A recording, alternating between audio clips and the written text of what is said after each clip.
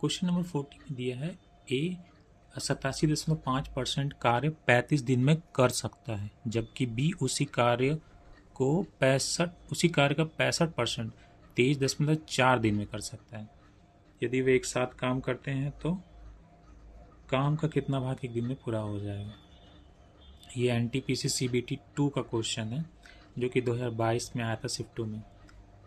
अब देखिए यहाँ पे परसेंटेज का बहुत अच्छा कंसेप्ट दिया है। अगर आपने परसेंटेज पढ़ा है तो आप इसको आसानी से कर लेंगे, लेकिन अगर आपने नहीं पढ़ा है तो आपको यहाँ पे थोड़ा दिक्कत हो सकती है। अगर आपको 87.5 का परसेंटेज याद है, अगर नहीं याद है तो आपको निकालना कैसे निकालना है। अगर आपको पता है कि 1/8 का 12.5 होता है, ये शुरू में ही याद किया कराया जाता है सबसे, तो 12.5% होता है। तो इससे हम इसका वैल्यू निकाल सकते हैं। कैसे कि भाई अगर यहाँ 5 दिया है और इसमें भी 5 आ रहा है तो मतलब ये ज़रूर इस संख्या से किसी विषम संख्या का गुणा किया गया है। ठीक है, तो हम कैसे देखेंगे विषम संख्या का गुणा किया गया है। हम क्या करेंगे, इसको ये 10 छोड़ दो, ये 5 के बाद जो है इसको छोड़ दो। हम क्या करेंगे, 12 का पहाड़ा पढ़ेंगे और चेक करेंगे कितनी बार में ये जो है यहाँ पे भी छोड़ के 87 चला जा रहा है। ठीक है, 12 का पहाड़ा पड़ के देखेंगे। 12×5 = 60, 12×6 = 72 होता है, 12×7 = 84 होता है, 12×8 = 96 होता है। तो 12×7 = 84 यानी 7 बार में जा रहा है। तो 7 से अगर गुणा करेंगे तो सेम वही वैल्यू आएगी इसमें। ठीक है, तो यानी ये 7 बार में गुणा हुआ है, समझे। इससे 7 से गुणा हुआ है, ये 7 से गुणा हुआ है, तब हमारा क्या आया है यहाँ पे 87.5। ठीक है, तो इसी तरह हम यहाँ भी गुणा कर लेते हैं, यानी 7/8 होगा। ये होता है इसका भिन्न 7/8। ठीक है, 87.5 का भिन्न 7/8 होगा।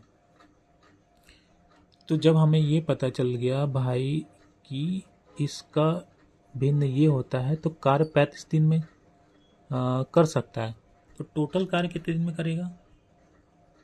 तो इतना कार्य कर रहा है, यानी 8 में से 7 जो कार्य है वो 35 दिन में कर रहा है, तो टोटल कार्य कितने दिन में करेगा। देखिए टोटल कार्य करेगा ये 7/8 35 दिन में कर रहा है।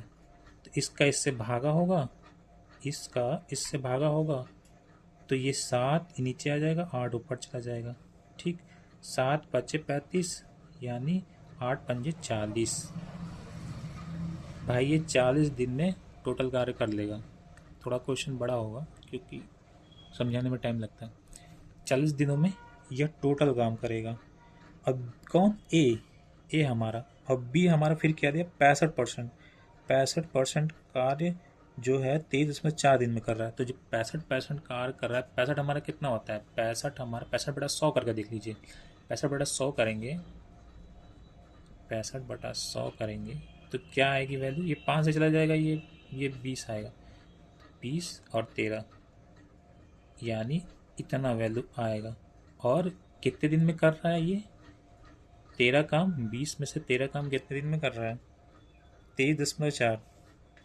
ठीक है, 23.4। वही चीज़ करेंगे जैसा ऊपर किया था हमने, 13 का नीचे इससे भागा दे देंगे, 13 का यहाँ पे भागा देंगे।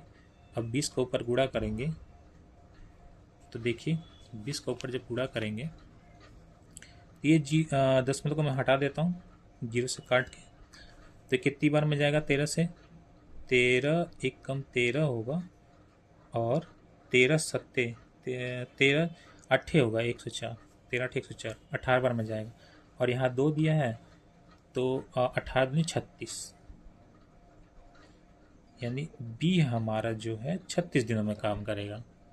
समझ गए, ए हमारा 40 दिनों में काम कर रहा है, बी हमारा 36 दिनों में काम कर रहा है। अब फिर से वही एलसीएम लेंगे हम, एलसीएम इनका निकालेंगे।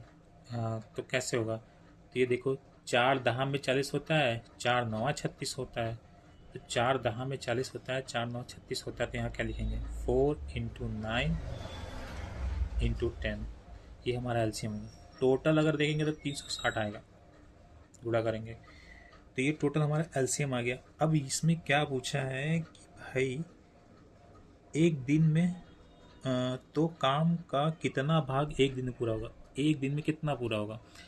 तो भाई एक दिन में हम जब ने ये निकाल लिया है इसका एलसीएम, तो अब इसका एफिशिएंसी निकाल सकते हैं ए की और बी की।